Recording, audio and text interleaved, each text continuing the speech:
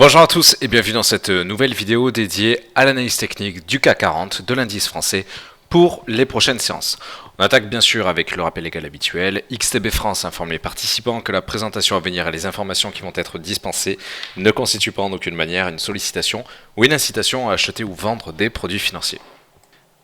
Nous allons via cette vidéo mettre à jour tout simplement l'analyse technique qui avait été réalisée en vidéo également mercredi dernier, le 27 juillet. Nous avons donc sous les yeux l'indice français en représentation H1, donc chaque chandelier représente une heure d'évolution.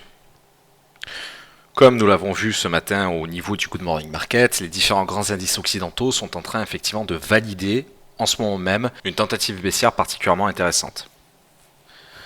Nous avons eu l'occasion de voir quels supports devaient rompre sur le DAX et sur le S&P 500 pour pouvoir valider pleinement une tendance baissière. Il s'agit donc ici de faire sensiblement la même chose en rappelant que l'indice français évoluait au sein du canal ascendant présenté ces derniers jours et ce depuis le 24 juin.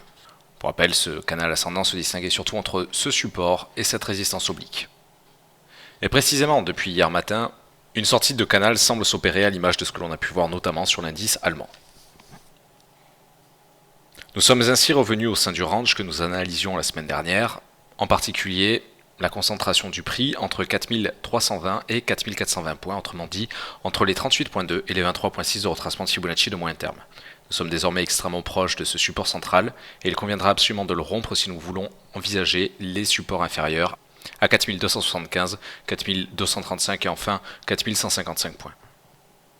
Par ailleurs, une dead cross est en train de se manifester actuellement, avec cette moyenne mobile exponentielle de période 200, autrement dit un signal baissier est en train de se renforcer. Méfiance tout de même car si ce signal est visible en H1 et en H4 pour la première fois depuis le 5 juillet, il convient tout de même de rappeler que le RSI, par défaut de période 14, évolue à proximité de sa zone de survente. Ainsi, nous vous appelons à la prudence entre les cotations de 4320 et de 4355 et d'attendre littéralement la possible rupture des 38 points de retracement de Fibonacci avant d'envisager les différents supports via une tendance baissière marquée, validée et surtout permettant de s'éloigner pleinement du canal ascendant tracé ces derniers jours ensemble.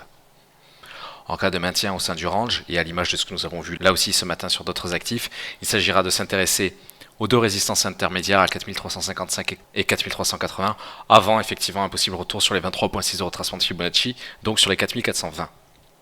Ultime niveau envisageable en cas notamment de PMI service européen particulièrement satisfaisant demain, ce qui est peu probable compte tenu du pricing du Brexit. Nous nous intéresserons alors aux 4430 points et enfin aux 4465.